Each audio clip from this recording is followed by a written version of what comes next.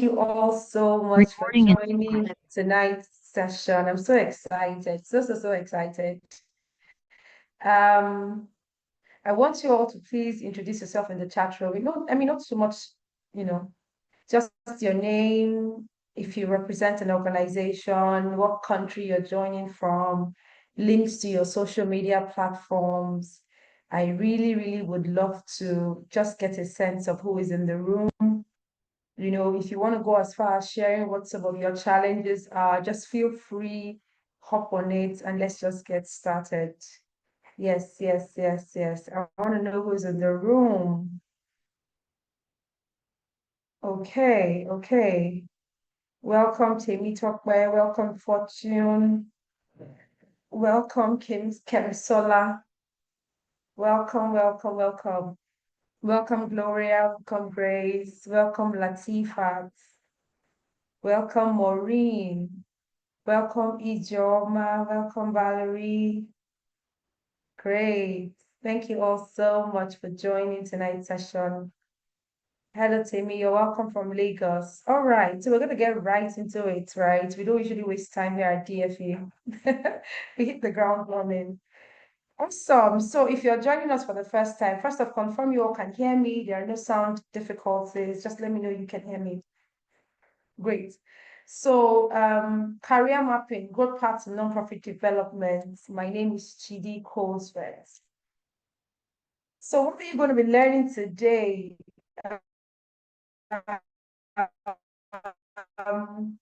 We're going to be talking the growth and development resources that I think you will find extremely valuable. I'm also going to be sharing quite a bit of my personal stories in the mix of things. So, what's the objective of our session tonight? Number one, how to understand your driving force and your professional purpose. How to understand your driving force and your professional purpose. Strategic thinking for career moves. Strategic thinking for career moves. Self-leadership essentials, growth paths in the development space, and then the ways you can build a personalized development plan with clarity. I'm going to try as much as I can to be I will give you the gist, I will give you the meat of the conversation, I will show you the how, right? Just so that you can get maximum benefit from joining tonight's session. First off, as before we proceed into the session, please follow me at Donors for Africa. If you're yet to follow us, please follow us at Donors for Africa. What I would like you to do for us is, as you participate in this class, please post some nuggets on your stories, post some pictures on your stories, please post anything that jumps at you on your Instagram stories, tag us and we will repost. And I have something planned out for somebody. Let me leave it that way. Something planned out for somebody. Let me leave it that way, right? Yes. So let's see who else is in the chat room. Who else is in the chat room? We're started. Kemisola, you're welcome. Latifat, you're welcome. I'll make sure to follow all these pages as well on Instagram or LinkedIn rather. Great. So first off, before we go too far, about us. Can I see? Okay. Sorry, people. Okay, 1 minute, please. Oh, there we go. All right. So about us. Who is standing in front of you? Who's here? My name is Chidi Colesworth. Some of you who may be meeting me for the first time. And I lead an organization called Donors for Africa Foundation. And who are we? What do we do? Why do I love this organization so much? I love the work that I do so much, right? Why do I do that? DFA is, we have a crazy audacious vision, and our vision is that we want to build a resilient Africa that is led by high-performing local nonprofits, driving sustainable community power development and securing 50% of global aid by 2035. And I'll tell you a short story behind this vision. It's simple. You may not believe it, but Africa is solving 80% of the world's problem. Yet we only receive 2% of global aid, 2% of global funds. That's the only amount of money we access. But we are doing 80% of the work. Our vision is to ensure that organizations like yourself or the organizations you represent or the organizations you intend to work with in the future, our biggest desire is that these organizations are going to be able to access the financing they need, whether by grants, whether by um, revenue generation, whether by angel investors or impact investments. Our vision for African locally led nonprofits is that they will be able to access at least 50% of global aid by 2035.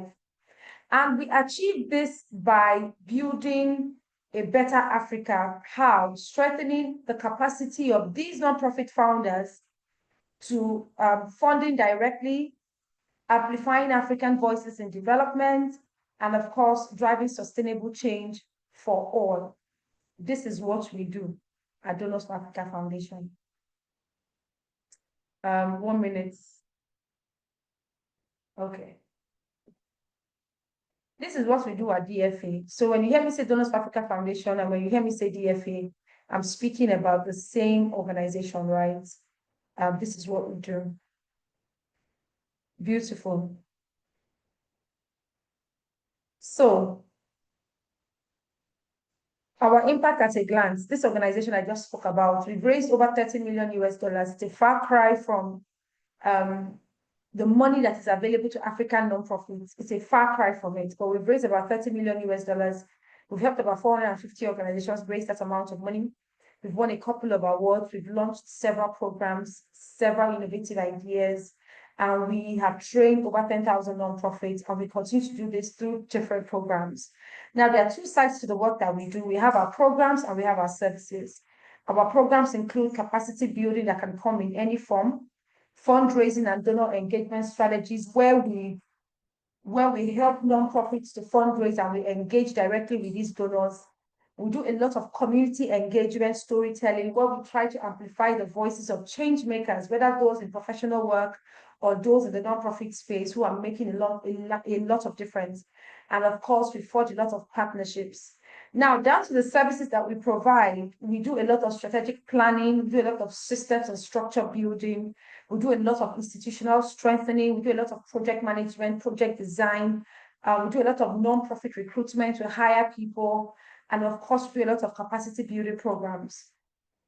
We also target two different types of people. I'm coming down to how we got here. Two types of people, right?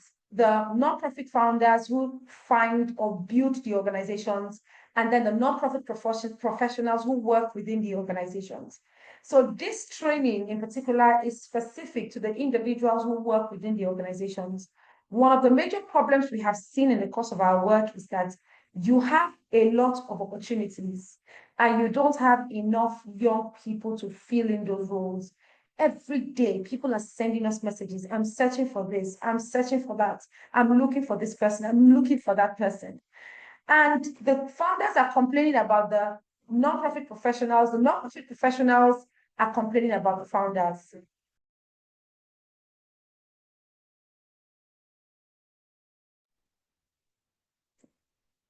Excuse me, please.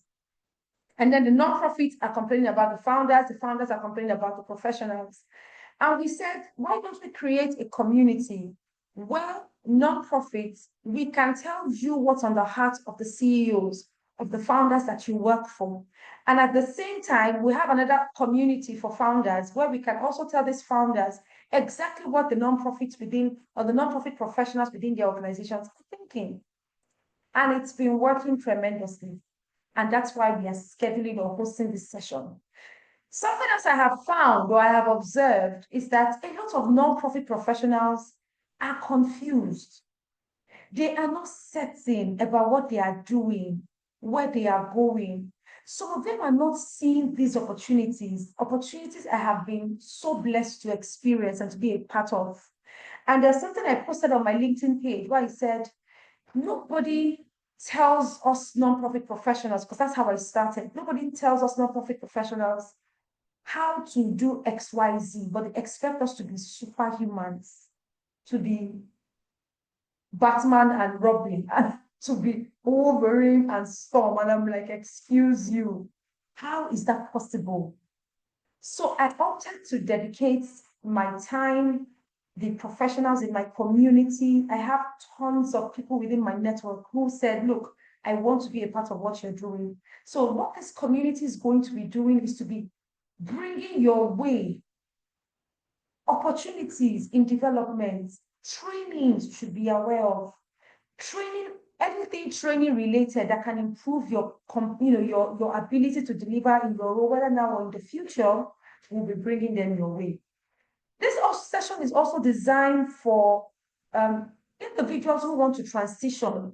So maybe you've been in the for-profit space for a long time, but you're looking to explore the opportunities in the non-profit world. You even understand what's available to you. I bring you good news today, and I hope you do stay to the end. I'm not selling anything. You're not paying for any costs. You're not paying for any soft nothing. I'm just going to be sharing from my well of knowledge and my experiences from the field. All right, so let me double check. I hope everyone can still hear me. I hope we're good to go. I'm about to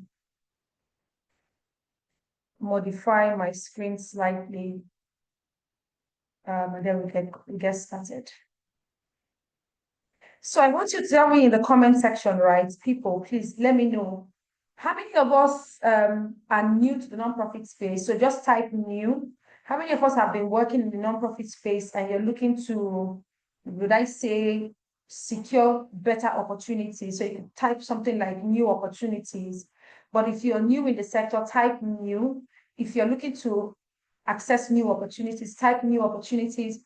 If you're looking to transition from maybe a for-profit space, or you're working professionally in a for-profit sector and you want to see or know about the opportunities in the non-profit sector, I would also appreciate it if you could also comment as well. That would just help me redesign my thoughts in a way that I'm sure that you're getting the most out of. I'm trying to find myself on this screen so that I can have my video up and also have my presentation at the side. So I'm looking forward to your response, please.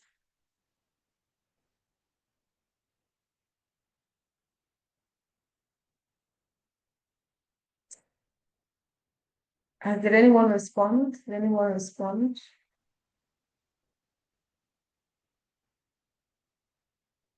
Yes, yes, yes, yes, yes. Okay. I'm still waiting. This is how I do a pulse check to be sure that other people are in the room and they are hearing me, they are listening to me. Comment in the chat room. If you heard what I said earlier on, please comment in the chat room before I go ahead into the session proper.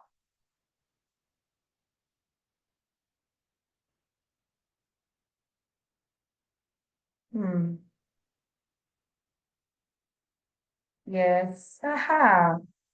I'm feeling it. 16 correct. New opportunities. New opportunities. Beautiful. So I now know who I'm speaking to. You have a couple of people who are new to the space. That's all right. Okay, great. Thank you all so much for indulging me. So let's get into the heart of the conversation. I'll start off with a story about myself. When I got into the nonprofit space, I first started off as an intern, right? And we all know what an intern is. I wasn't being paid, particularly paid a salary. I think my take-home fee, I call it a stipend, in fact, at the time was 25,000 naira. And I became an intern through a, would I call it a recruitment program that I was a part of. That's how I became an intern. And I started my journey in development. First and most importantly, I knew from the very beginning that I did not want to work in a bank. Back then, in my generation, right, the banking sector was the it. It was like the tech of 2025. I knew I didn't want to work in a bank. I knew that I wanted my routine because of my personality. Let me mention that again. Because of my personality, I knew that I wanted something that required showing up showing up with different routines. I don't like routines. I like things that are, one day it's this way, the next day is that way, the next, I love spicing things up. And even in my own personal, the way I appear, sometimes I'm on low cost, sometimes I'm on braids, sometimes I'm on extensions. I do everything to just, I love being dynamic. And that's how I started off in development. And I was earning 25,000 there. And from there, I became a program officer, I became a program manager, then I became a hub manager, and then I transited into another employment, double my salary at the time, and I started working with I became the head of communications for an international nonprofit, and I served there for a while. I was working with the Bill and Melinda Gates Foundation, One.org, Malaria No More, name all the high-level organizations you can think of. Based on my role in communications, I had a lot of liaising to do with all of these networks.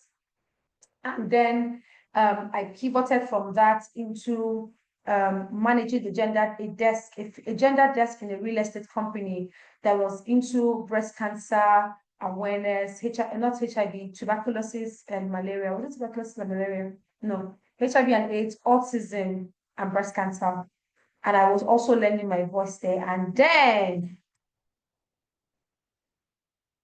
all of a sudden, I went on maternity leave and I was asked not to come back to work. And this is someone who was 9 months pregnant, very heavy, very, very heavy. And I would be on the field at 12 midnight. I would be on the field at 12 midnight. I'll be prepping, planning conferences. You know, those people who work with all their hearts and their soul and their mind. I was that kind of stuff. And I was told not to come back to work. They did tell me immediately I had my son. I was working while I was still at home. And the week I was to return back to work, the last day or the last season of my maternity leave, I was told not to come back to work. So here I was, this hardworking, energetic young lady, and I'm sitting at home and I'm like, what am I doing with myself? Guess what? The individuals I used to work with while I had worked with all my numerous roles, they started reaching out to me. Oh, I heard you're no longer with XYZ organization. Can you please do this for me? I said, yes. And slowly, that's how I began to manage projects here, serve as a consultant there, doing several things, learning along the way. Oh, I need to write a book on the things I learned along the way, but I did learn a lot of lessons. I did unlearn a lot of lessons. There's something a 9 to 5 does to you. I had to unlearn it, right?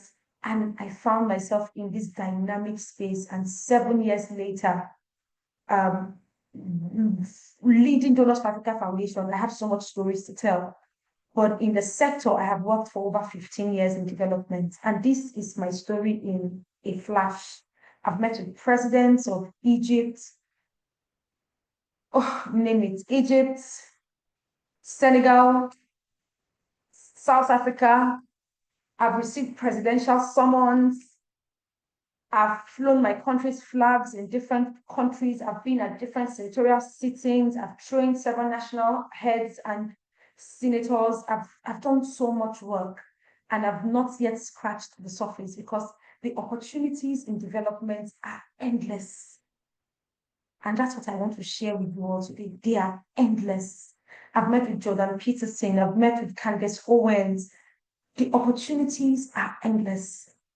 But my question tonight is, with the way you're currently progressing in your career, are you positioning yourself to access way more opportunities than I can ever dream of?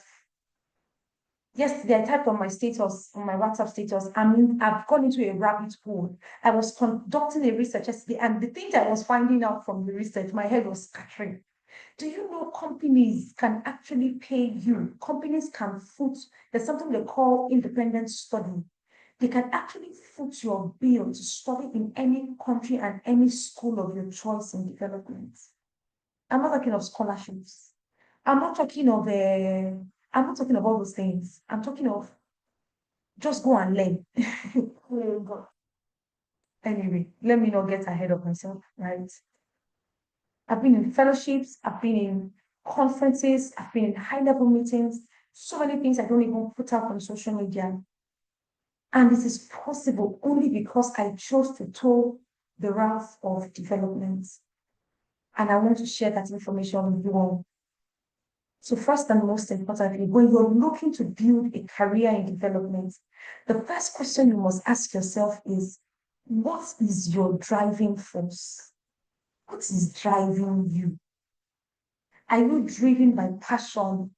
Are you driven by impact? I've interviewed over, I can't count how many people I've interviewed this year for roles. different roles in different organizations.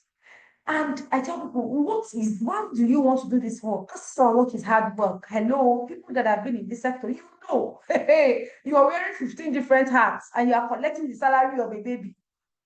It is the seed and the sacrifice that we pay now. But the opportunities that come from what you learn in that season, money cannot buy it. Trust me. What is driving you? And I like people being honest. I had a friend when we were serving. She said, Chidi, I will not marry a poor man. My husband has to be wealthy and has to have A, B, C, D, E. And I tell people, when people are talking behind her back, and I'm like, excuse me, like, I found nothing wrong with what she has said. Because I strongly believe that in life, you must be clear about what you want and what you don't want. She doesn't want a poor man. And yes, she did not marry a poor man. I have another childhood friend. For as long as I can remember, he always said one thing. He said, Nigeria is going to pay my school fees. We were from a very impoverished home, let me call it that way. We will laugh. But he will tell us, Nigeria will pay my school fees. We would laugh at him. And when I mean laugh at him, this is not in a negative way. But I mean, we will chuckle like, okay, oh. Ladies and gentlemen, first degree was paid by the Nigerian government in University of Benin. Master's program at University of Coventry was paid by the Nigerian government. Professional PhD, his PhD was paid by the Nigerian government through scholarship schemes and other things. And now he's working with the Canadian government somewhere in their nuclear bomb, wanting. What's the point I'm trying to make? This other individual was very, very, very, very clear as to where I want to end up. And my question to you today is, what is your driving force? It's okay to be driven by money. As long as you have the skill set to back it up, why not? If not, it's okay to be driven by passion. It's okay to be driven by your experiences. It's okay to be driven by your ability to lead, to be a thought leader, to be individualistic. Whatever your driving force is, it's perfectly okay. What is not okay is for you not to know what is driving you. That is the only part I have a problem. That's what's not okay. Understanding your driving force and your professional purpose will save you a lot of drama. It will save you time. There's some of you here, you're not supposed to be here. You're supposed to be in some foreign country. With the quality of experience you have in development, why are you not a Chevening scholar?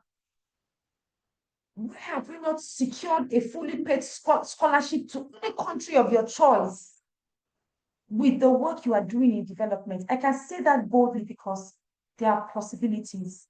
I've had members of my team, my staff, they've gone on to become PhD holders. Currently, one is in the US. My staff, I'm not talking of my friends, my staff. One is currently a master student, fully paid, scholarship, Chevening. That's the point I'm making. The world of development opens you up to endless opportunities, but you need to know what's driving you. That's where it all starts. So people may not know what a driving force is, but the driving force is simply what motivates you, what's compelling you to take action, what's compelling you to make decisions, what's compelling you to pursue the career that you are pursuing. It is fueling you, what's inspiring you. I had an inner circle member in some cohorts past, and when she told us her story of how she literally ran out of her marriage with just a bag and her son. That's how she ran out of her marriage. She said she had to lie down on the floor of the Uber driver that came to pick her because her spouse had come out and was looking for her. So she had to hide until the man drove off. And her families were able to put money together and got her a flight ticket to Abuja. So from the person's house, she went straight to the airport and straight to Abuja. And that's how she left that situation. And that particular experience has been fueling what she's been pursuing. As I speak to you, she's a Berkeley graduate, fully sponsored scholarship to the US. She went from being, um, she lost herself in the marriage she was in, and look at where she is leading fantastic projects locally and internationally. Your driving force is what will drive you, is what will propel you, is the reason why you will be in an office and irrespective of what you're facing in that particular office, you would remain because you have a clear goal, you have a clear direction. I tell people every time I come into a new work, into a new space, whatever it is, I already tell myself, okay, congratulations, I'm living here in 2 years. And I go home and I develop what I need to learn in 2 years. And once my 2 years has elapsed, and unless God says otherwise, off I go. It could be 3 years, it could be 4 years, it could be 5 years, whatever it is for you.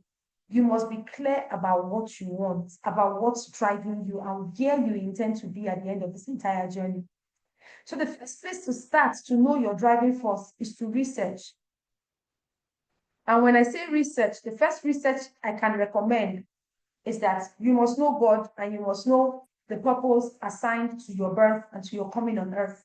Some of you, if you sit down and put together all of the experiences you've had from the moment you were born till date, and the things, the passion that drives your heart, you can almost tell why God created you the way He did with the experiences that He put in your life as a young person. So it starts with God. So my first recommendation in finding your driving force is to reconnect with your God and trust Him to show you your purpose. Some of you, He has already shown you your purpose, but you are fighting your purpose vis-a-vis what you like or what you desire. Many of you are forgetting that there are opportunities embedded in everything. Oh my God, I wish there's so much to say in so little time. So let me just move on so I can keep to time. But the first step, the first place to start is to reconnect with God. Let Him expose you or tell you what your purpose really is.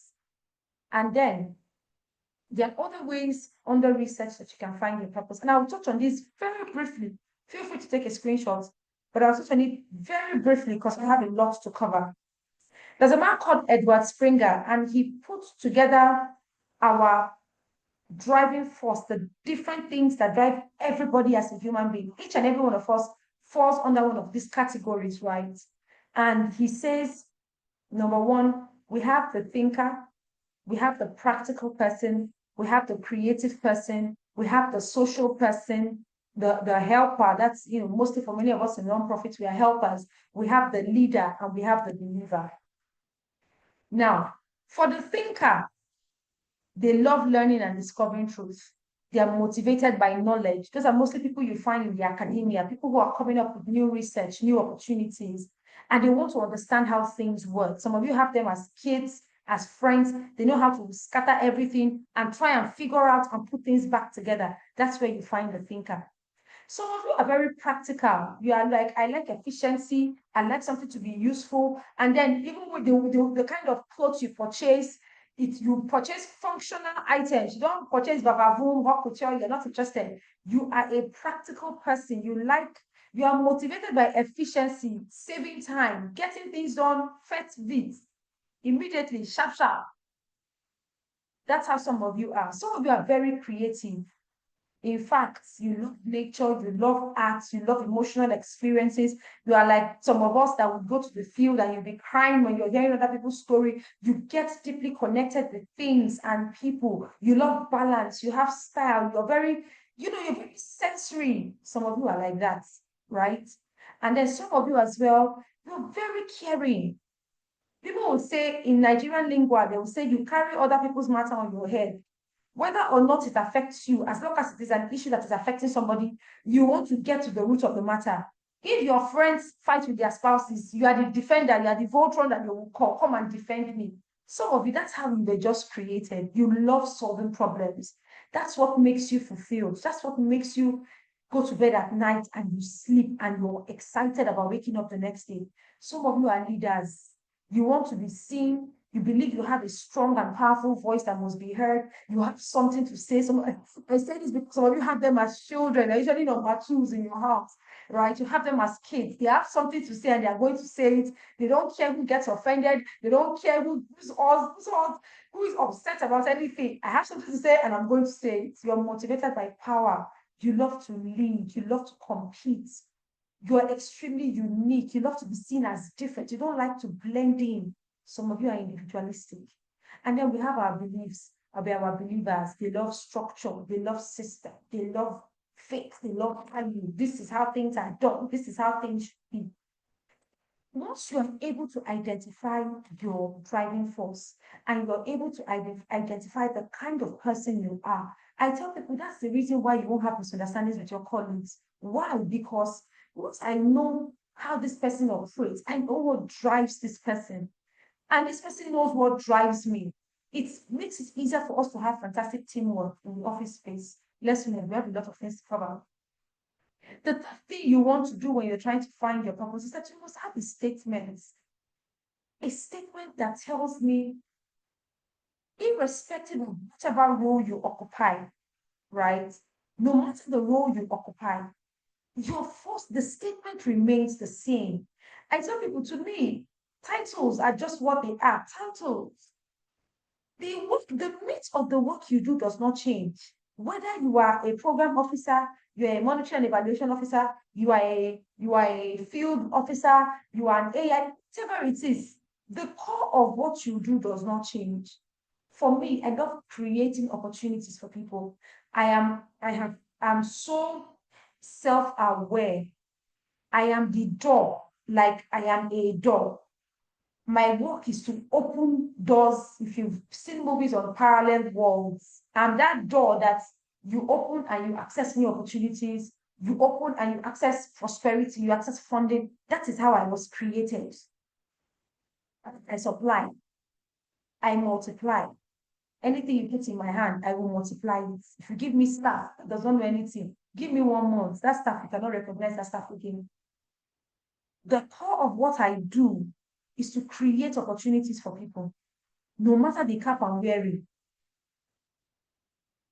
What is your driving force? For some people, I cannot stand seeing people being underestimated. I help people rise. Some people, I make knowledge accessible. Some people, I don't like waste. I don't like wasting time. I don't like wasting effort. I don't like wasting money. So I enjoy developing systems that help us to achieve. Some people, I like driving policy conversations. Whatever it is that is unique to you, you must have a sentence that's.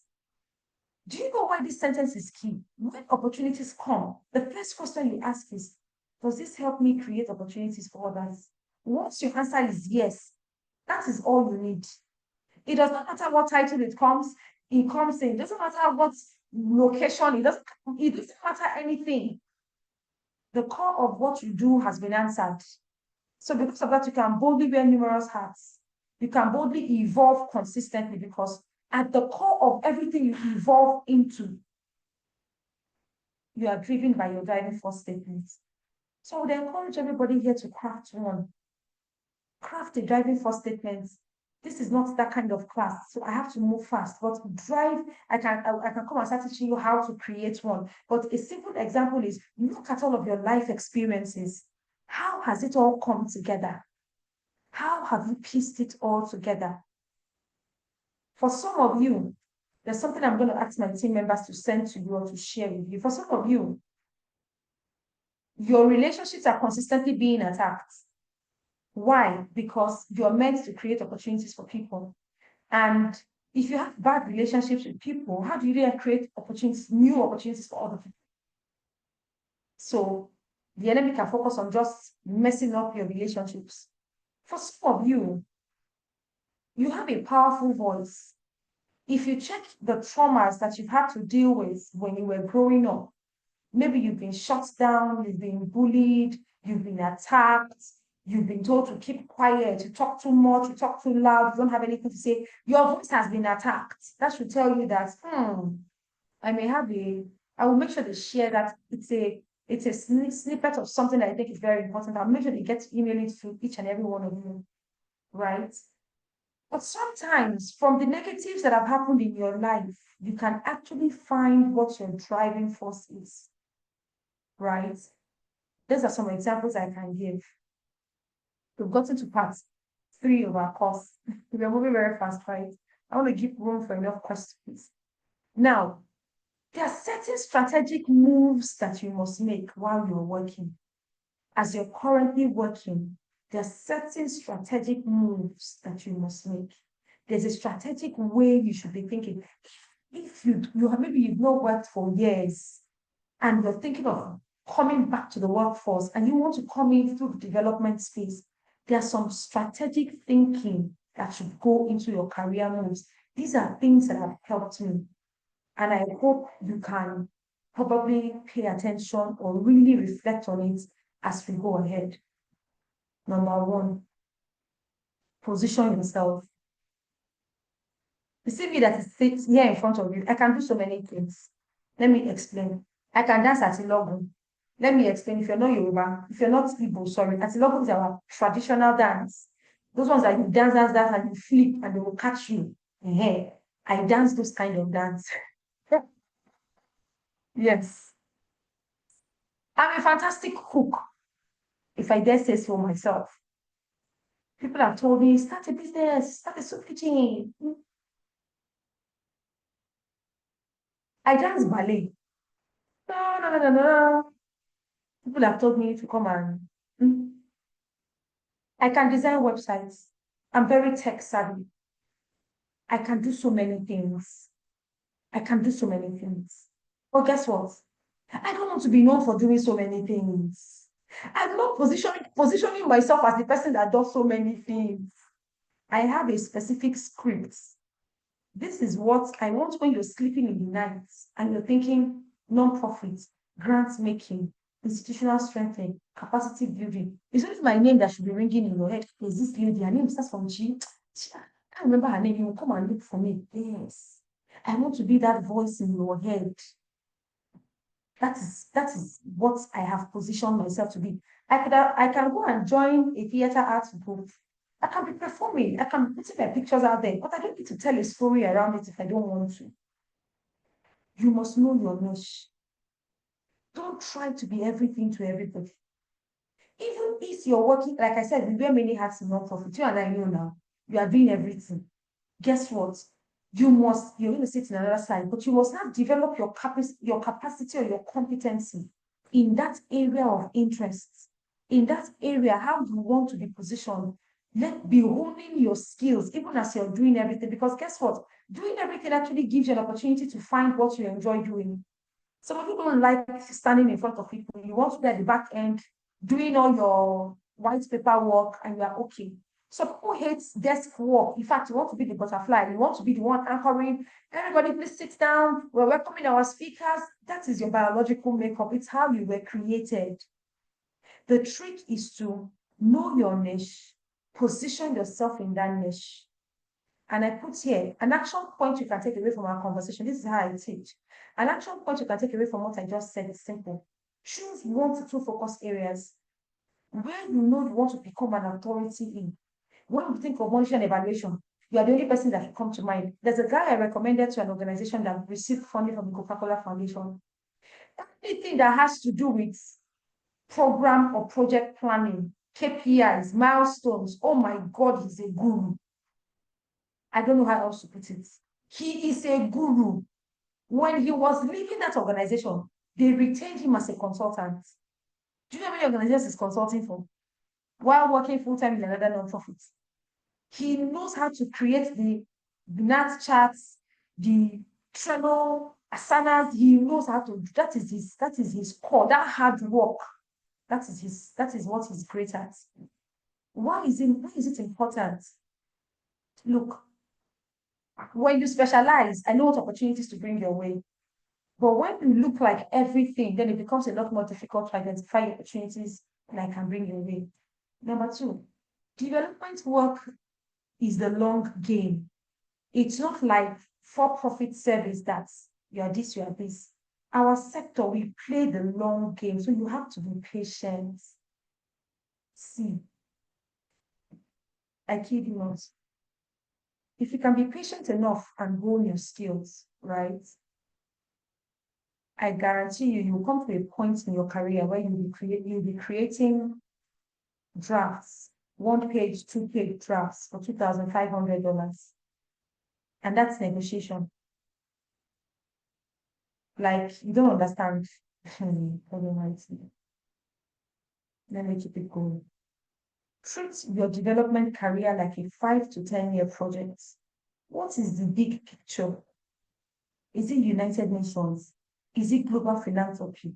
Do I want to become a consultant? Do I want to influence policy? Start packaging yourself in line with what you are focused on. You have to identify what roles, what skills do I need? If I want to start influencing policy, I can start from doing what? Understanding what policy is. If I'm a program officer, I can start understanding what policy is. Why is policy? Why are policies important? What is the disconnect between the work we do on the field and why doesn't it translate into national development strategies for countries? Why? There's a lack of policy, there's a lack of policy implementation. So no matter how fantastic we are at our roles or in our jobs, no matter the amount of impact we're making on the field, it's not translating into national plans because of lack of policy influencers. Why can't you groom yourself to be one if that's something you're interested in? So you need to identify your roles, your skills, your networks. There's one thing I enjoy doing. I enjoy reading people's profiles. It's a mini obsession of mine.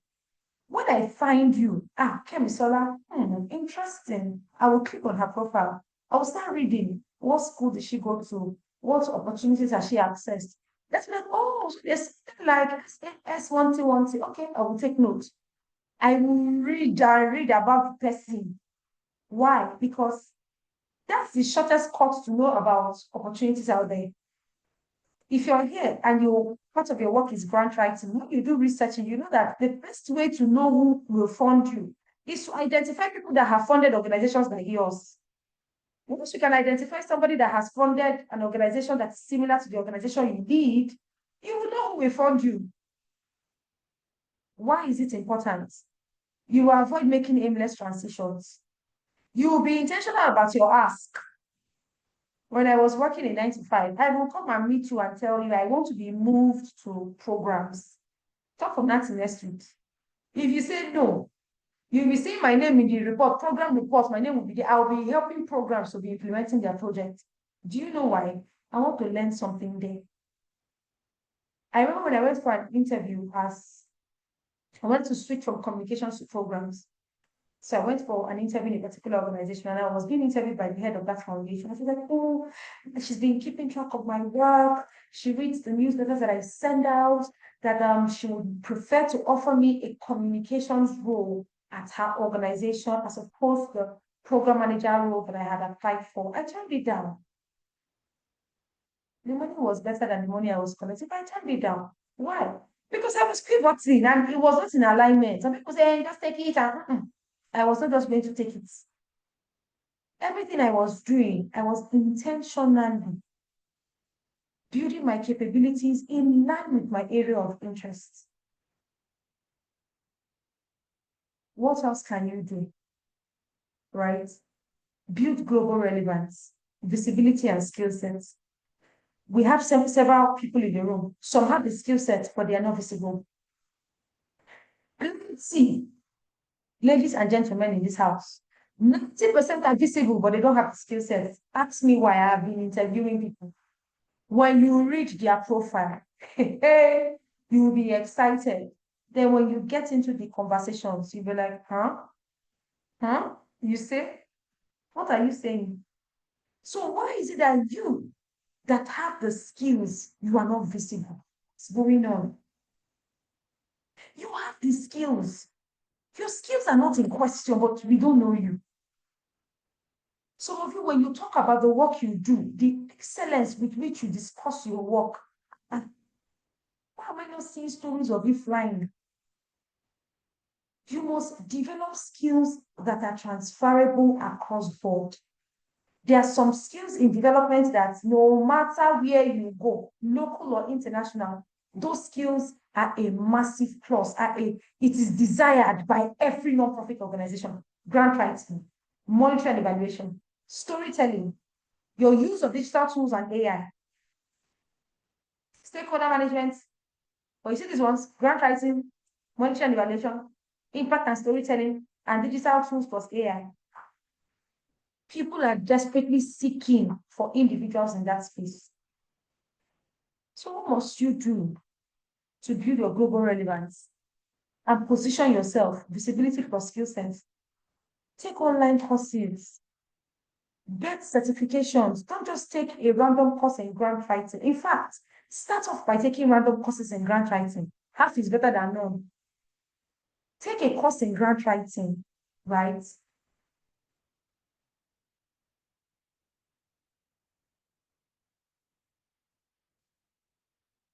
Ladies and gentlemen, okay, I'm recording this session. I was wondering if I wasn't recording this session, right? Take online courses. There's so many platforms. There's Allison. There is Coursera. I created a page with a lot of those things you can explore. There's a page for it. Feel free to take a screenshot, or maybe I can get them to just send you that last page so that you can have it with you. But you need to get into conferences. Don't tell me I don't have money to go for international conference. Okay. The local conference, Uncle, the one in your country. Please, if you hear me say Uncle, I'm a Nigerian, we throw in all those lingoas when we speak sometimes. Right? Those courses, those programs and conferences within your own country, how many of them have you attended? Why is this important? I belong to a platform where every day I'm reading international rules like this thing. They are sending me emails. I'm reading it. Chidi, are you available? And I'm like, hey, how many will I do? How many? I said, I'm not available.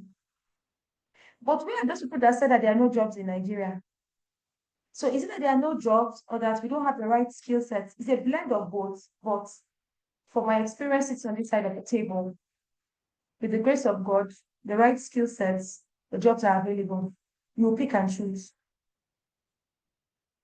Why is this important? Funding and roles are increasingly international. Local relevance plus global fluency wins,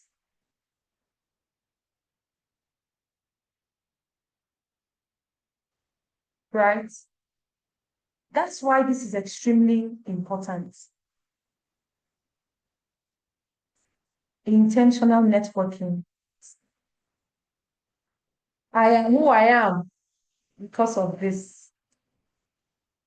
Friends from don't despise your friends so that all of you are program heads, program leads, program officers. But don't despise them. So many opportunities I've gotten are from my colleagues at different stages in my career. So many of them. Ah, Chidi, I'm now here. Will you be available for? Oh, Chidi, please maintain good relationships with people. I know we're in a generation where like, oh, cut off, cut off. When you finish burning all the old bridges, you will sit on your high horse, you sit on your beautiful mountain alone. Let us see how long you will last. You see how long we will last. You need people. The fully funded opportunity I got in 2023 was somebody that recommended me. A friend of mine was said, actually, I think you'd be a fantastic fit for this. Sent my name, they sent me an email the very next day. Lo and behold, all expense paid. I was in the UK for about 6 to 7 days. A friend recommended me. Come on. You have bosses, you're ending your relationship with everybody. Getting notes. I have bosses. In fact, so the opportunity, what am I saying? The opportunity I accessed 2 weeks ago, where I went to train an entire team in Ibadan. It was a former boss that sent it to me. She was unavailable. Ah, Chidi, are you around? Can you? I said, yes, so I am. I'm available. If I went. The point I'm making is that let us not jettison relationships. Don't jettison relationships. In our sector, relationship is important because the way people pivot, I'll give you a classic example. I have a family member who interviewed for a particular role. Let me start from the beginning. She used to work in this organization and the boss at the time she would do all this fantastic work. The guy would go and take the glory for what she has done. I mean, some of you know what I'm saying. Eventually, she left that particular organization and she was looking for a job. Then she interviewed with another organization and they didn't take her for some certain reasons. Uh, Ladies and gentlemen, she now works with a certain organization where, remember the first boss, remember that first boss has to go through her. I'm coming. Remember this organization that she interviewed for? They have to route resources through her. How did the table flip so soon? That is a tricky thing about our sector. So you cannot afford not to have people within the sector that are growing. It is your responsibility to nurture relationships. If you intend to grow, you must nurture relationships. And don't nurture relationships because of what you intend to get out of the relationships. Nurture relationships for what you intend to give to that relationship. That's how I believe. I have people in my network I have not asked for anything, not because I'm proud, but because I am keeping my ask to be a big ask. That kind of ask that when you ask like this, nobody can tell you no. I am serving. There are stages in our relationship and career process. There is a seed stage. Then there's a sprouting stage. The seed stage is where you're pretty much not seen, you're doing all the work, you're working behind the scenes, nobody knows you, nobody wants to know you, nobody's even interested in what you're doing. They just know you as the head of programs or the program officer or the intern. It's called the seed stage. And then there's a sprout stage. The sprout stage is where it has come up a bit. One or two people can mention you as some sort of an authority. Oh, she's great at her work. That's a different stage, right? And then there's a third stage where you begin to specialize and you are honing in on your expertise. And then there's a final stage where you become an authority, where you become a most wanted figure, where you become the go-to person, when you become the person everyone sees, everyone knows, then you become that person. So the trick is to also understand what phase am I in? What is going on with me right now?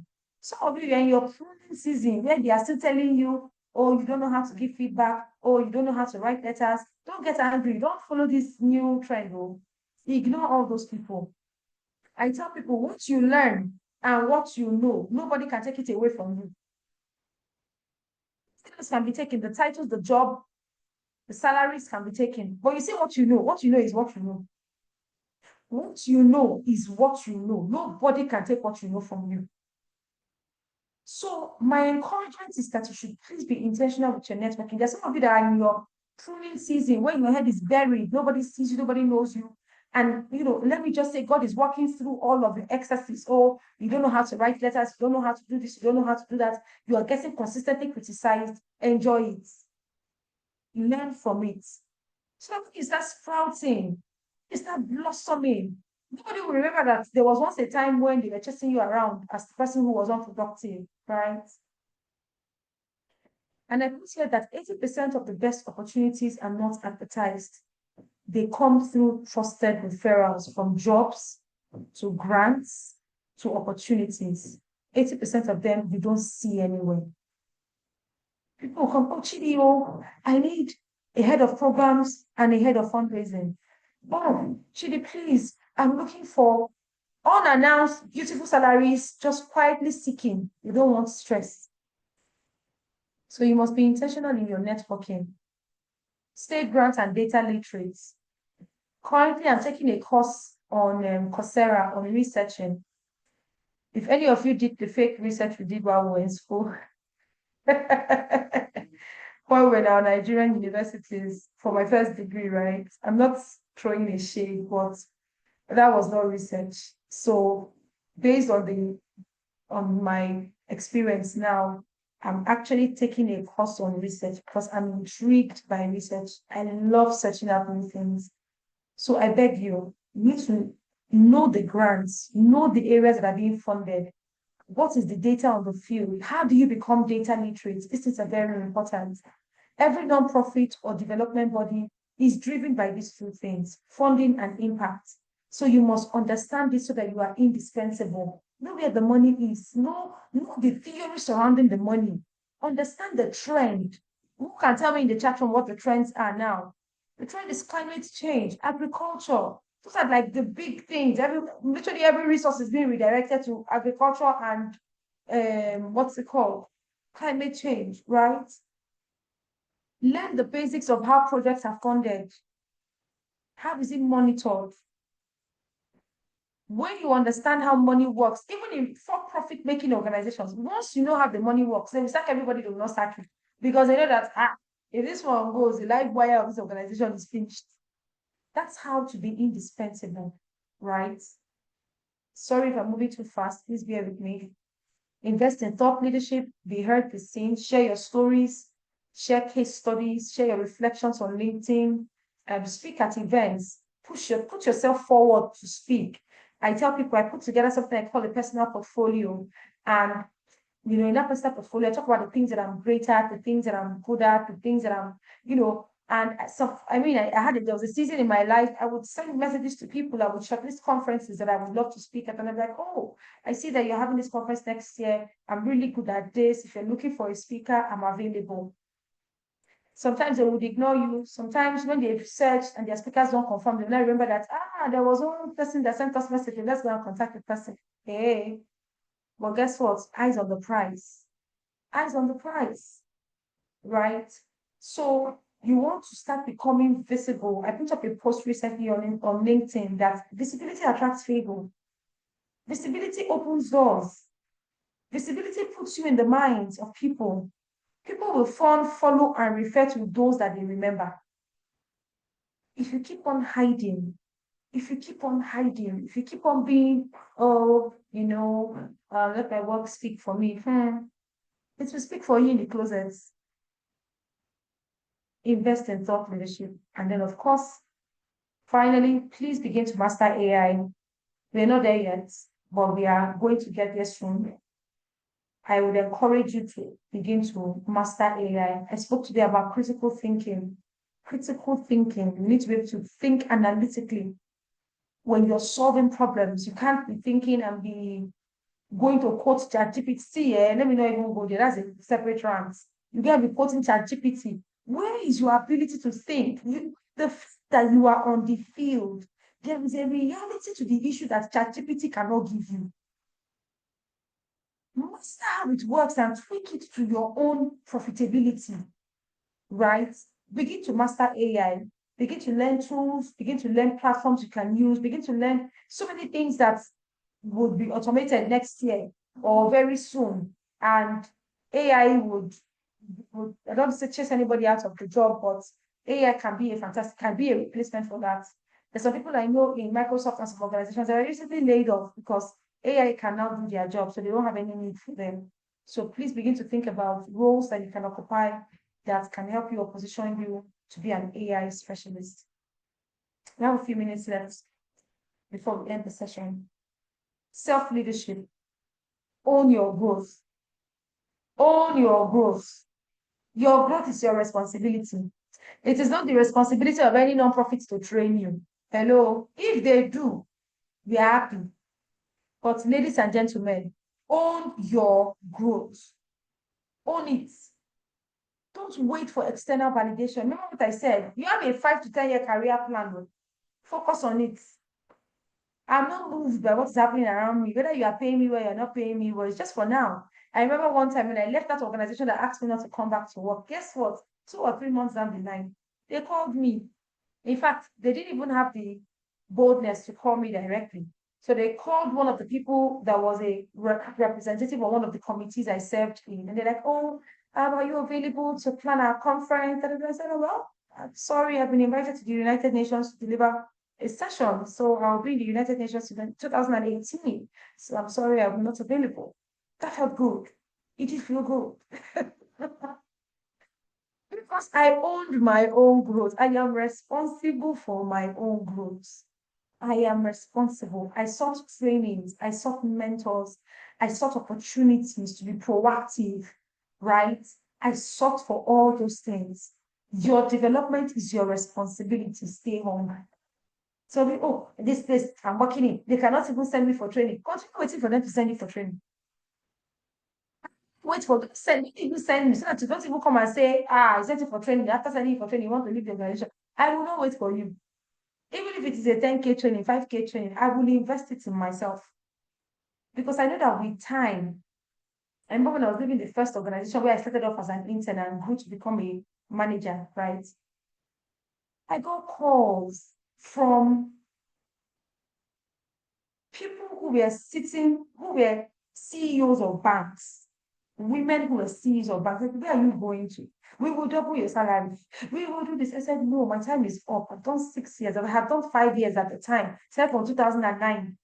Imagine as an intern, check, check, check, check, check until I could do my work in my sleep. There's something called institutional knowledge. I could do my work in my sleep. Anything you ask me about that organization, I can tell you with dates and time. I said, no, it's time for me to go. I can't continue to be the belle of the ball. My father's farm is the biggest. Until you go to the other person's farmland and you see that the farmland is 150 hectares of land. No, I was done playing small. It was time to evolve into unusual waters, right? Number two, track your impact. You see this track your impact, ladies and gentlemen, track your impact. Have a piece of paper where anything you accomplish, because of me, they achieved this thing, write it down. Let me tell you why. Something happened to me while I was working in my first organization. Hmm. And hmm, you fight for the things you want to. Let me just say it. I had been managing my team for years. And somebody came from outside the country to join the team. And an external consultant was brought in to help, build up the organization, things that we do, things that I do now. And she said, oh, I don't speak with an accent, as you can see. And, this is not a, I'm not, what's that word? I'm not throwing shade to those people who speak with an accent, please, no. I'm just stating my reality. So she said, oh, that this person who was coming from out of the country, because of the schools that the person had attended, that the person should become my Oga. Hello. I was not against anybody being my Oga, but it's not the Oga that I'm still telling A is A, B is B. Oh, this is how you do it here. Oh, this is no, no, no, no, no, no, no, no, no, no, no, no, no. I said, no, it could happen. And I was at that board meeting when that document was put forward, and nobody said anything on the board. Everybody was quiet, but I took their silence as consent. So I went home and I pulled out my paper where we have been writing and documenting all our additions to the organization. And that night, I typed, I'm going to look for that letter one day and post it online. I typed my history. Remember in 2000, this one, we did not have an executive director. I, as a successful person, we led operations within the organization for 1 year. We raised $150,000 in the course of this. When I was done, I strolled into the office the next day with my handbag. Good morning, everybody. Good morning. And the consultant was like this on her table. She came in, she was like this on her table. And my boss, I guess you guys can already tell that I was a bit of a troublemaker. I can see that already. And my boss, did you not kill me? Did you not tell me? I would have, I said, I have mouth. I was in the board meeting. What am I coming to tell you? To tell when the information was passed and you didn't say anything to remind everybody on the board that this is the impact I have made. Hello. And that saved me, but that also taught me a lesson. That taught me that number one, it's time for the fellow that knew not Joseph is about to die. It's time to start thinking of your exits. So it's time to upgrade. She had a master's. I said, okay, I've been serving faithfully. I have not upgraded myself. Straight. I went to enroll in Unilag. My first school fees, it was a friend that paid it for me because I did not have the money. I said, this thing, I shall do it. Spread the payment for 5 months. I will pay you back 100,000 naira. I can never forget. I went to write my exam, got admission, and that was how I commenced my master's program at University of Lagos at the time, 2013. I can't forget. And then I told myself it was time to go. Hello, they already showing you the handwriting on the wall. You overcame the first one. The second one is about to happen. Sit down there and be laughing. Don't plan your life. Immediately, I started looking for opportunities, started sending in my applications. A job offer came. I asked them double of what they were asking me. Because that's the only thing that was deserving to me at the time, like for the stress for my, they're like, oh, look at what you currently earn. Look at what you currently earn, and you're asking for too much. I said, no, you're not paying me for what I currently earn. You're paying me for the amount of knowledge that I have attained over the course of that year. That's what I'm bringing on board. So that was how I know. So please track your impacts, track it. Whether as a consultant, as an incoming staff, track it. Number two, guard your energy. Burnout is real in this sector. I didn't walk all through last year. Maybe I can take that um privilege, but not a lot of people can. So you must come up with ways of guarding and protecting your energy. Ladies and gentlemen, hey, we used to work. I'm not about I'm preaching to the choir. You know that we can work. The one they sent us, the one they did not send us, we are doing it. Guard your energy. Set boundaries. Set boundaries. I can already hear the question somebody is asking me. What if I have a boss that does not know boundaries? You will teach your boss how to teach you or how to treat you. I literally taught all my bosses how to treat me. It's subtle, it's not loud. I don't need to be vulgar about it. I don't need to be combative about it. I need to just be clear. You teach people how to treat you. Women in relationships, you teach men how to treat you. Buy yourself flowers. Show them that there are certain things that I cherish. They see you do it for yourself, they will do it for you times two. Men, the same thing if you're in this room. You teach women how to treat you. So, whatever value you have placed on yourself, you are the one that will decide how you want to be treated. Guard your energy. Burnout is real. I separate my work life from my family life. When I was being hired in the last place I worked, I told them I have a son, I don't have a help, and he closes crèche at 5 p.m. I can get an extra hour in for them to watch him, but that's all I get. So as soon as it's 5 p.m., I have disappeared. You don't understand. You shall not find me, you cannot reach me on the phone. Phone switched off, Chidi has gone ghost mode. Because I needed them to understand that all the mail we send email will come to your office. Can I show you this? No, no, no, no, no. Then 5 p.m., people who have chefs and cooks and people who are at a different level where you are, then they say, and want to now start working around 7 midnight. Hello, I'm not gonna be there. Off I go. I taught my staff how to work within boundaries. Friday, you are sending me message by 6 o'clock. Hello, where were you from the beginning of the week till and man, please approve it. On Monday, we need to post it. How is that my fault? You will still chop your query because you should have chased me to approve all these things before Monday. You're not going to come and mess up my weekend on my Friday that I'm trying to breathe in and breathe out. You now come and say I should come and start. I approve nothing. Unavailable, miss me. You don't understand. Nobody have that is not available. Yeah, that's the point I'm making. You must learn to guard your energy. You must learn to nurture your friendships. Let there be things in your life that feed your sense of being. Let there be things in your life that make you happy. Let there be activities that you're involved in. Go and learn how to dance. Go and join salsa class. Join theater arts. Find other things outside of work that gives you joy. Spend time with your family. Hang out with your guys. Play PS3 or PS5. Make sure you protect your energy so that you are not in a state of constant burnout. I'll leave you with this last feedback. Last year, one of the reasons, in fact, it was when I took the break, I realized that I needed a break. I was telling, I would stay like this and my eyes would be twitching. One of my eyes would be twitching on its own. I would stay like this, and if I lift something up, no matter how small it is, if I lift it up, my hand should be shaking. And you know what that was? I would stay and I would have heart palpitations. And imagine when I took that number of months off work, slowly I started learning how to breathe again. I started learning how to rest. I started learning how not to be anxious. My phone will ring and my heart will be beating. I'm afraid to check my emails.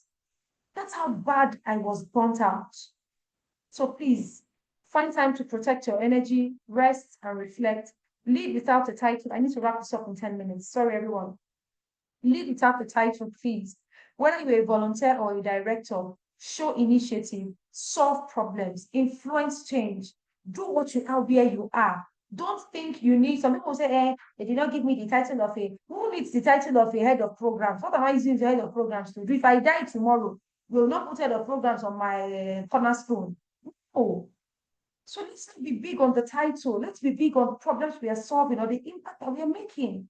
That's what's more important, right?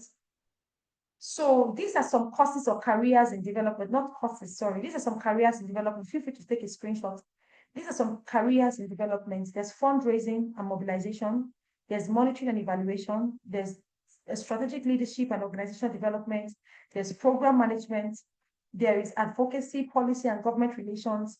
There's communications and storytelling. There's technology, innovation or development. And there's capacity building and training. No one is better than the other.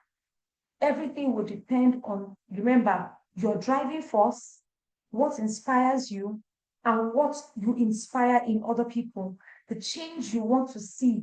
All those numerous factors will determine where you want to specialize in. And guess what? There are opportunities in all of these areas, like crazy opportunities in any of these areas you choose to specialize in. If you're pivoting from maybe a for-profit space into the non-profit space, my best recommendation for you would be find transferable skills. So if you were doing maybe something in finance, or something in investor head funds management, investor, whatever, client relations, money matters. Consider something in what? Fundraising and resource mobilization. It's the same thing, different lingua, different means of rolling it out, but it's pretty much the same thing. Money management, right? Money access and money management, pretty much the same thing. And then finally, here is how to develop a career development plan. Feel free to take a screenshot as well. Self-assessment, like I said, there's a link. We're going to share it in an email to you all. Self-assessments, use the bridge span or character strength test. You need to take this test to know your strengths. Take this test to know the things that you're good at. Set clear goals. Where do you want to be in 1, 3, 5 years and work towards it? You see this thing? This thing is I'm trying to be civil in my conversation because I don't know where else this video may be played. But this thing can be a waster. I don't know how, that's the nicest way to put it. This thing, it can waste your life. This thing, if you're not careful, this thing, it can waste your life. Don't let this thing control you.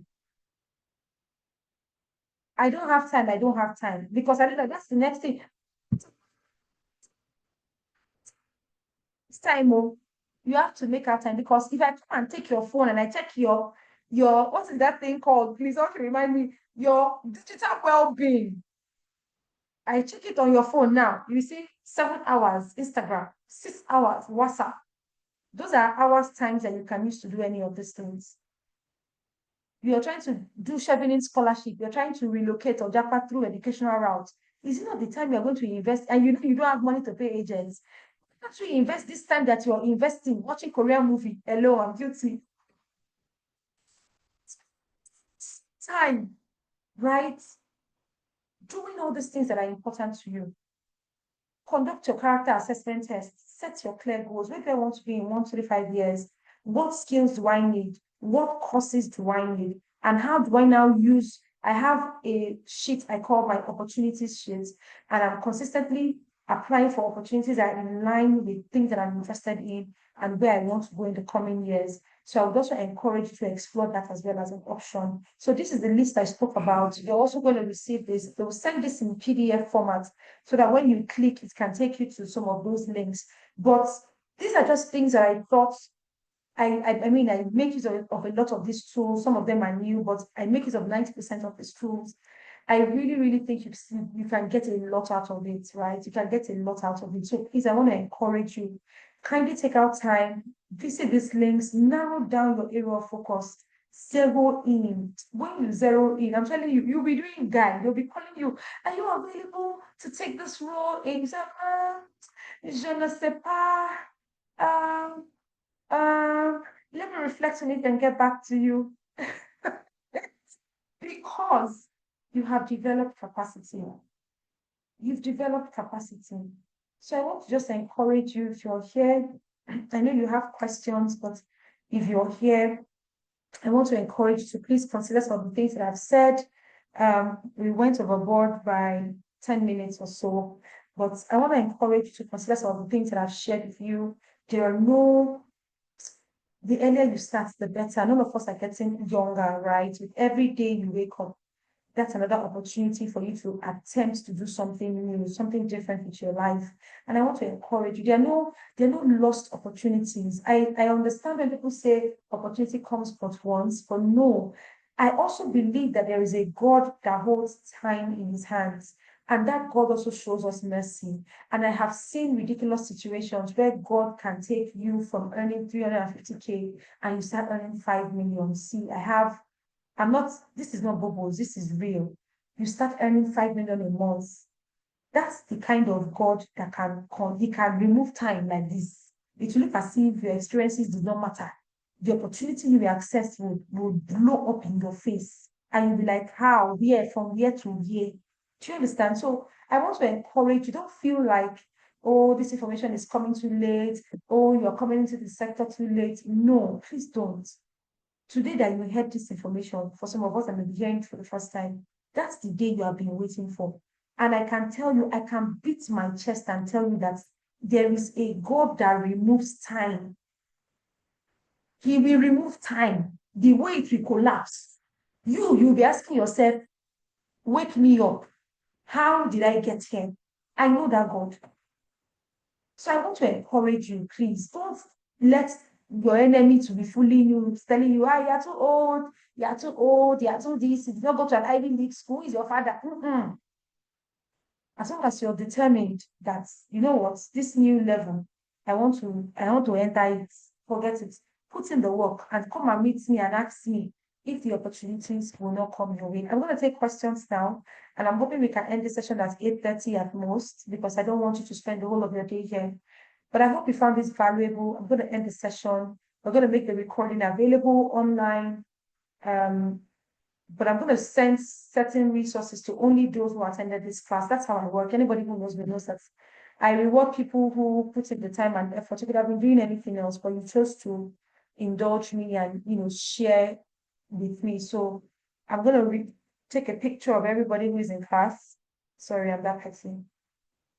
I'm going to take a picture of everybody's name who is in class, and then I'm going to get my team to send you information specific, certain information I won't put out there in the public, but I'm going to share that with you. And I hope you make use of that information eventually. I hope you make use of that. I think I got everyone's information. All right, let's go to question and answers. If you have any questions, feel free to ask me. Like I said, you're going to get these sheets. We don't give out our presentations, but you're going to get these sheets in a PDF format so that you can go through all these things and engage. Thank you, people. Thank you, people. Thank you, people. If you have questions, shoot. Ask me questions, but please just use the button, right? You can raise up your hands if you don't want to speak. You can leave the question in the chat room as well. I'm always very happy. We have another free webinar coming up. Secret Trio. It's been in our radar, but we've just been so busy. But this one now is for people who are building a career in development, right? Hello. Yes, please go ahead. Hello, hello. Hello, Chidi. Thank you very much for today's You're session. welcome. So I am currently I actually emailed your organization and I emailed because in the project management slash program management work and I work in the government at the moment. And I am looking at doing philanthropy. I actually worked in Ghana and the US on with Santander universities when I was in uni, and it really inspired me. I think the passion part of what you were asking, what's your driving purpose, is really passion for me. But the question was, can you mix passion with finance? I know that a lot of stereotypes when it comes to development and non-profit is that it doesn't pay well and it's not as lucrative. But I have a big passion for this area, and obviously I would love to see where your mindset is at and merging the two, and if that's possible in this industry. So let's talk a bit more, right? When you say finance, are you referring to the financial sector, or are you referring to the value you get paid for when it comes to your work in development? Which of them are you referring to? The latter, so that will be how much you get paid and the value you're given versus the pay Yeah. you're asking for. Okay, thanks a lot. So that's very clear. So, I'll answer this question in two parts. So if you remember what I said earlier when I said that people are at different phases, there's some people who are at the sprouting phase, some people who are at the seed phase, some people who Yeah. are just blooming, and some people who are like, hey, here I am, I'm good. People are at their different phases. People are at different phases in their growth. Yeah. I would say manage your expectations, but don't limit the opportunities that are available to you. There are certain cut downs you take that's intentional. So, for example, if you do get an offer from, I don't use Women World Banking because they pay well. Let's say you get an offer from a particular organization that might be paying you what you're used to, but Mm. then it must answer the other question. Is it now giving me other types of value that I'm looking for? So, for example, I know of people who took pay cuts, but they got certain titles. And then after a particular period of time, they use their titles to secure way bigger pay cuts. So if someone is Mm. the head of, let's say, the vice president of partnership building and resource mobilization, for this growing nonprofit in some country, and the person positions, that's the second part I wanted to bring up. The person positions themselves as Yeah. that person, even if nobody knows what you are earning, based on how you have positioned yourself as the VP of partnerships and maybe resource mobilization. Based on how you have positioned yourself, remember, thought leadership, showing your expertise, Mm. approach a magazine or a newspaper locally or internationally. In fact, a lot more internationally, because this is my story. I got a lot more support from the international community than I did from Nigeria. Yes, Yeah. my story, right? Because there are no heirs, they are looking for help. So can I approach certain organizations and position myself as a contributor where I am sharing my insight on certain things? I know of someone who wasn't earning a lot of money in where she was working, but she was what I would call a financial ambassador, a financial inclusion ambassador. And her responsibility as that is free, or she wasn't being paid at all. But what she Yeah. was doing was that they would get her to write op-eds, to write pieces on the financial situation of things, and then they would now blow it up as their organization. So she was a contributor for that particular, it was a Kenyan-based organization. She wasn't being paid, but she was a contributor. But guess what?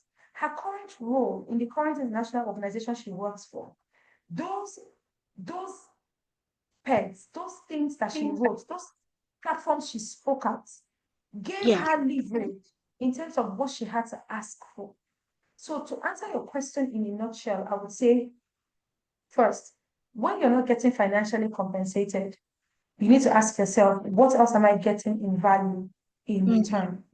For me, there's some certain speaking engagements that I go to, and I don't charge a fee. I don't ask them to pay me anything. But best believe, by the time I'm done with that speaking engagement, It's either I'm living with new businesses, or by the next time they are contacting me, they are willing to pay. Why? Because when I look at the audience, when I look at the speakers, I can see that I'm about to position myself as XYZ, XYZ. So I use the fact that I didn't get paid financially, but I get paid. The reward also comes in time. Let me even surprise you. There are some clients that would approach me for a service.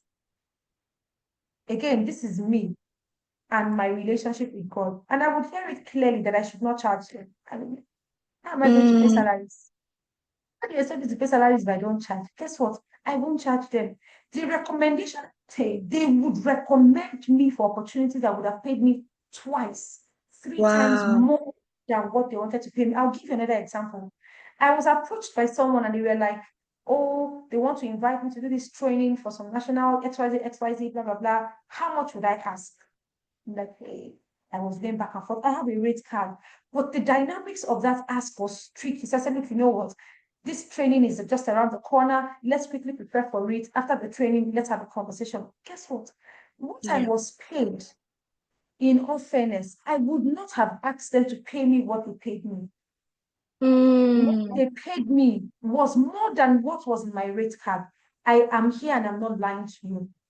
What they paid me was more than what was in my rate card. So let's say I had sent my rate card for them, like, oh wow, she's actually affording it. Quickly, quickly, they would pay. And you'd be like, why are they paying so quick? You don't know that you just shot yourself in the foot. So I would yeah. just say you need to strike a balance, one, two, ensure you're positioning yourself, no matter what gives, be consistent about positioning yourself exactly how you want to be perceived, the sort of opportunities you want to attract, the aura you carry around, or the executive presence you carry around when you are engaging. Sometimes those things speaks louder than any amount of money that you will be paid. And it's only a matter of time because you're creating an impression. I've interviewed people that one person is really good at, she's talking, she's talking, she's talking. But by the time I'm interviewing a second person who may not even have as much information or educational experience as this other person. But guess what? She has the executive presence to handle that role. So she Mm, ends up becoming a better fit, not because one, two, three are not eloquent, they are not this, but you can just tell that there's something missing in the persona. And then this other person comes in so well put together, presents themselves as an executive, may not even have the skill set, but I'm like, but this role requires a lot of high-level engagements. I need mm, someone that will do that role well. So I end up saying, look, you know what? I recommend this person. And guess what? They yeah. always go ahead and do very well because it's not always the brightest in the room, and that should go to everybody here. It's not always the smartest, the very skilled. It's not always them who get the best opportunities. Sometimes it's just the person who knows how to present herself better. I Thank you hope very that much. I, helps. I have one more question. I'm so sorry. Yeah, please feel free. I'm I'm in the UK, but I do want to tap into the African development kind of Okay. industry, and I maybe we can take this offline, but I would really like to share my skills in any way, and also understand how I could best position myself for such opportunities in Nigeria. I went to Nigeria last year actually for holiday, and I saw a lot of things. So I have a lot of ideas I want to just give back, and I wanted to know if there's any routes or ways I could, tap into this industry. Okay. So your question is very broad and very ambiguous because then this, like you said, this is a personal question because then I need to know what skill sets you have, what sector you're in. Yeah. So why don't you send me an email? Send an email to donutforafrica@gmail.com. When you Okay. send an email there, they would redirect, and then I can now liaise with you directly and then maybe Okay. ask you more questions, right? Just to know exactly what are you great at, what are you looking at, what are the opportunities, etc. Okay. Thank you very much for your time. You're welcome. Thanks a lot for the questions. Yes, more questions, please. Do we have more questions? Vera says non-profit is sounding more interesting. Absolutely. Aquaculture. Interesting. Can Yeah, so I? development is Hello. your. Yes, please go ahead, Grace. Okay, good evening, everyone, and from Mhm. wherever time zone you're listening from.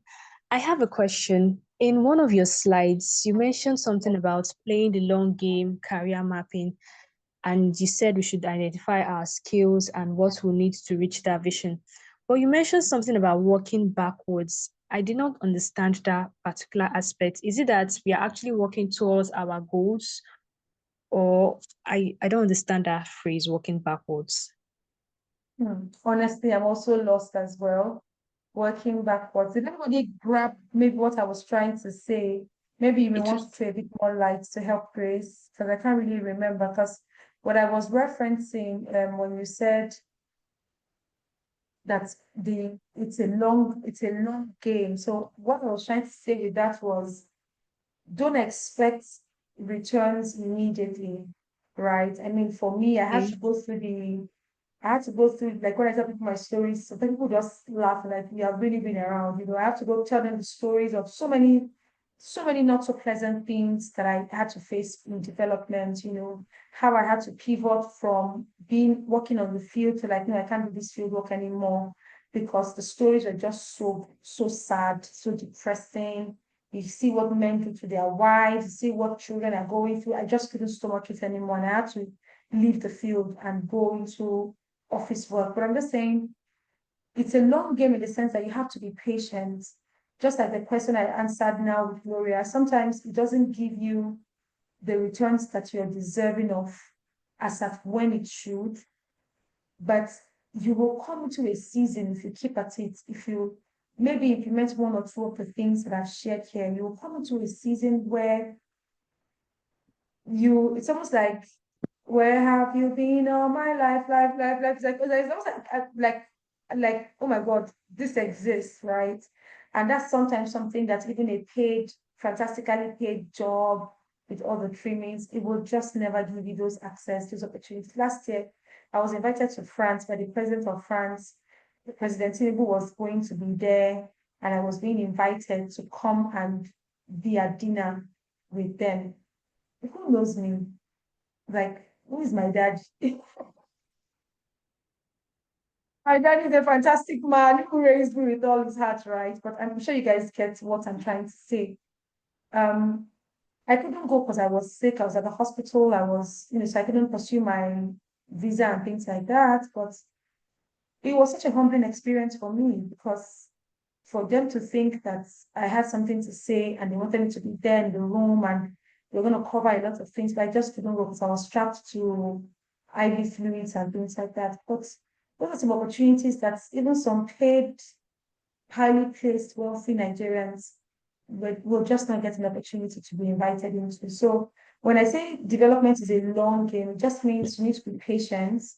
Um, just be patient and keep at it, but be very clear as to where you're headed so that you can hit the ball, you can hit the right results when you finally get there. I hope that helps. I really wish I could remember what I was saying about working backwards, but I hope that helps. Emmanuel, over to you.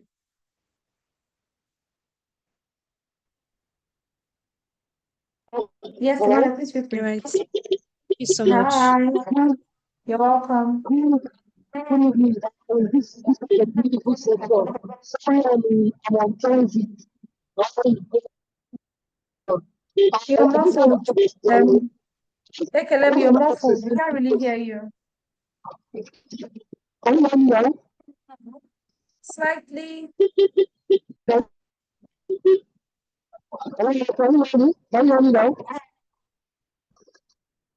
Hello? Let's try. Go ahead and share. Let's see if it will be better.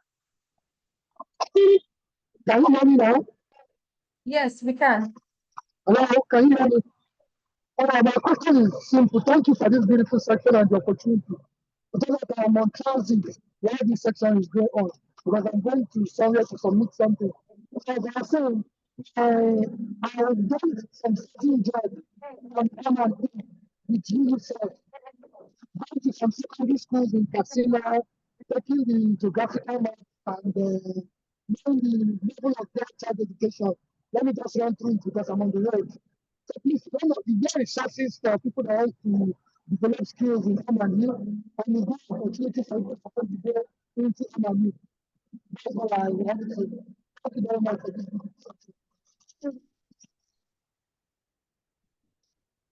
Okay, so what I heard you say was you had done M&E with UNICEF on girl child education, and that's the last thing I heard. Opportunities. How can you, Opportunities. Ekelem, can you consider typing it out? Can you consider typing out your Things. question? Can you consider typing out your question? I think in those research teams, I have to build capacity. I build tools for MIU, teaching and evaluation.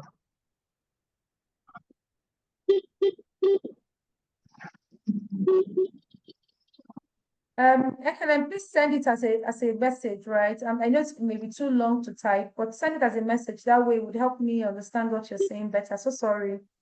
Chidera, please go ahead. Okay, thank you very much once again for this opportunity to be here. Like your section was really shall I say, it showed clarity for me that accidentally jammed development anyways. And going into non-profit accidentally, it wasn't my dreams.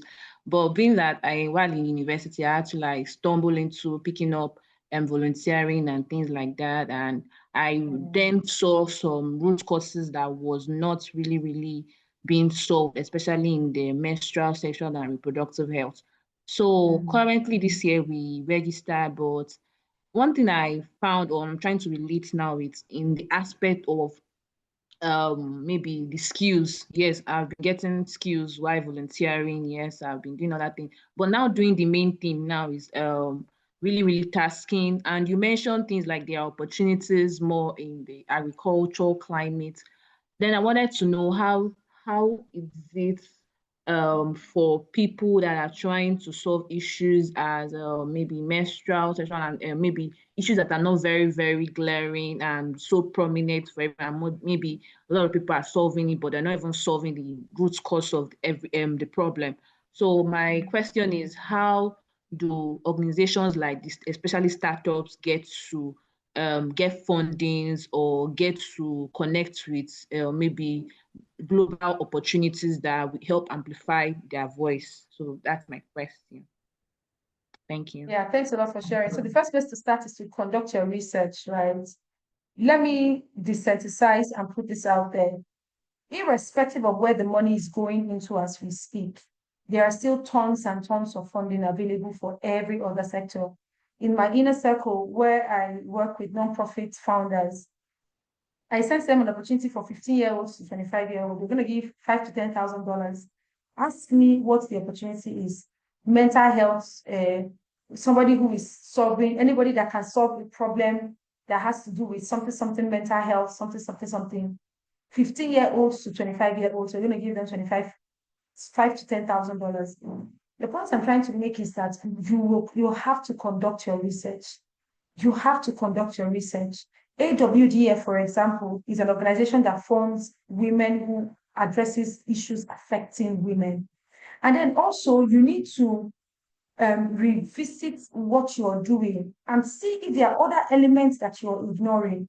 Let me explain further. So let's say there's somebody who runs a food bank, right? If the person keeps looking at it as just a food bank, they're going to miss out on a lot of opportunities. Number one, that same person can reposition the business to be a business that is dealing with the food shortages. They can reposition themselves to say they are creating food systems to help address global food crisis. It's a food bank where you go and give people food.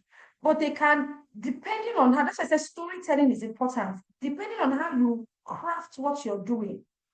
For example, is menstrual health hygiene a reproductive health issue or not? It's a reproductive health issue. So you can also extract that and say sexual and reproductive health issues also concerns your work. So it means people who fund sexual and reproductive health rights should also be funding period poverty. I don't go into full teaching mode, right? But you would need to, first of all, have a strategic plan. A strategic plan will force you to review your current strategy to understand the core areas that you cover. Every time we do this exercise, people get to see that they are actually doing much more than they think that they are doing. but they've just not put a name to what they are doing. So you have sexual and reproductive health rights, you have period poverty. You can also think of how else does it affect these young women? How else? Because sometimes we are not saying anything in what we are doing. How have you been able to articulate that a girl not able to purchase pads, how does it really affect her? What are the evidences? What are the written evidences proven that backs up this particular point? What is the statistics to show? When we did the when we reviewed DFA strategic plan, we had to go back and conduct research. What is the research that shows that our work as ecosystem aggregators, working with local non-profit is extremely important? What happens when we don't work with when non-profits don't have the right skills or capacity to implement projects? What happens to development? Those are questions. That's why sometimes you may need to pause. This is what I tell inner circle members. Sometimes you may need to pause and go into research and find out the myths behind the work that you do. It's the hardest part of our work. But the moment you can articulate the connection between period poverty, it's now no longer just a passion. It's now no longer something you care about.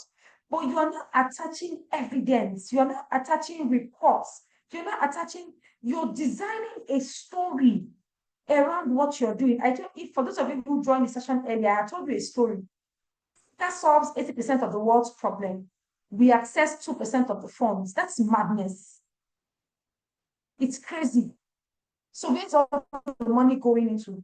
Why are we not deciding where resources should be channeled to? Because we don't have any money. You cannot tell the piper what tune to play if you are not at the level where you can generate your own inflow. So you see, I can give you plenty statistics. I can give you evidence to back up my work.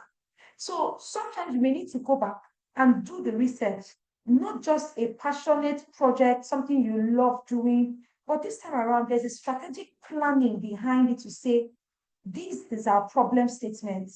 This is our solution statement. These are the programs that we roll out. It was when we rolled out our program, we realized that we can actually design programs. We can actually access funding as an African creative based on the storytelling side of the work that we do.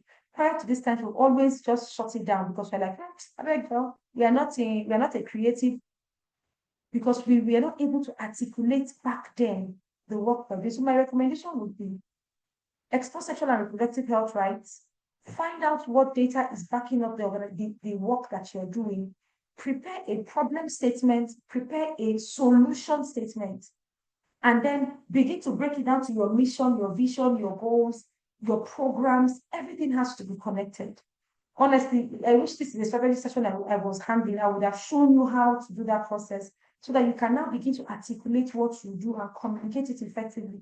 Until I can tell another person the problem I'm solving, if I can't articulate it, then I still have work to do, right? So you may still need to go back to the drawing board and populate that thing. ChatGPT is here to help you now, right?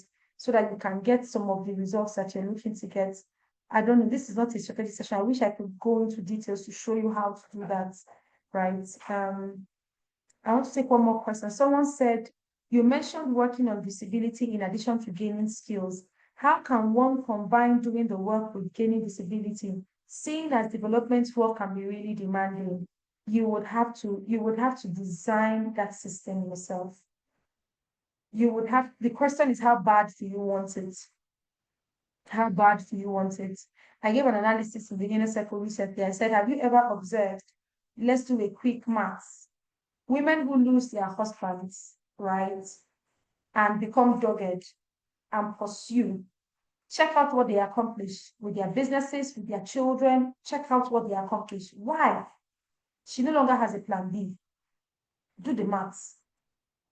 This is aside from the ones that we know that they are like below the 1% of the 1%. Widows who are educated, they relied on their spouses, but then they lost their spouses. What happened? Suddenly they did not have a plan B. For many of us, non-profit work is plan B. It's a nice to have. It's not really If it works, it works. If it doesn't work, when you begin to see it as I am intentionally building a career in development, then a great way for you to begin to um, position yourself, you can start by posting 2 times a week on LinkedIn. 2 times a week on LinkedIn. You can start. What are you posting? How you went to the field, stories. In fact, you can stories from the field.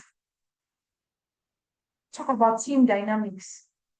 Talk about I don't know what particular area you work in, but let's say you work on let's say human rights. Talk about the realities of human rights. Talk about anything, but just make sure you're visible. Talk about I went for an event. These are my key takeaways from this event. This is exactly what I'll be implementing. You need to just start having conversations around the things that you do, the work that you do, especially depends on your level, depends on so many factors, but you need to start putting yourself out there. That's the best way I can. You need to just create the time. Everybody's busy, everything else in our lives are demanding, but at the point you need to come to a point where you decide, look, some things are more expedient than others. It's time for me to prioritize this aspect of my life, and then you begin to work towards that. Someone also asks, how can one learn about technology and innovation development, e.g. tech for delivery? Go and join TechSoup. Go and subscribe or join TechSoup. It's one of the links that I put in that thingy that I'm sending out. TechSoup, recently they've been doing a lot of courses around tech. Look, it's an area I'm beginning to explore increasingly, because also check out Tech for Good. Check out Tech for Good as well, right? Check out Tech for Good. Check out AI for Everyone on Google, Coursera by Google. Check out all those free AI development tech, AI for non-profits, tech for transformation. And then based on your current interests, begin to narrow it down. I'll give you an example. I do a lot of change management. I do a lot of transitioning. Okay, I don't feel like I have a release to say that. Let's flip it, right?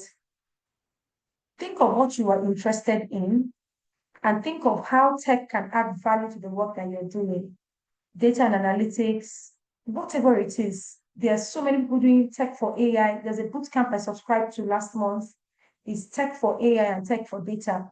And I want to go and hear and listen to what are the tech solutions now available in how we do conduct internal operations in the non-profit system, non-profit spaces. So you need to go in search of that knowledge. It's out there. Check out Fast Forward. Fast Forward do a lot of tech for good, tech for non-profits. Check that out as well. We'll definitely find information around tech, innovation, development, delivery. Definitely you'll find a lot of information around that. I want to build my capacity in M&E. That's a fantastic area I think you need to narrow down on, because every organization needs M&E. They may call it a different name, but every organization will need to review their internal system and processes. So why don't you expand and take courses on monitoring and evaluation? It's actually called MEAL now, MEAL, monitoring, evaluation, something, and reevaluation. But go and take a lot of courses on that. Take paid courses, take free courses.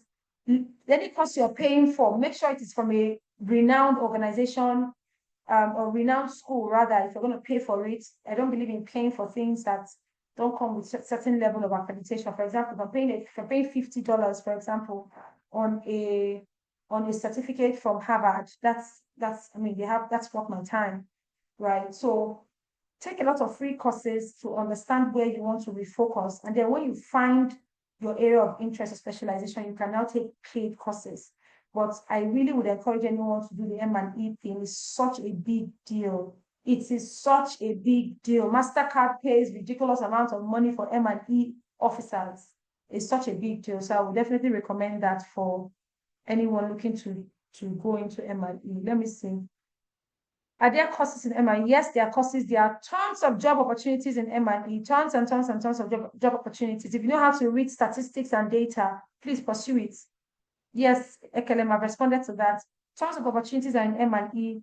Narrow it down. I have a friend, let me not mention, but she is currently based in Abuja. She works at an international organization and she focuses on their M&E, and she gets paid a lot of money in foreign currency.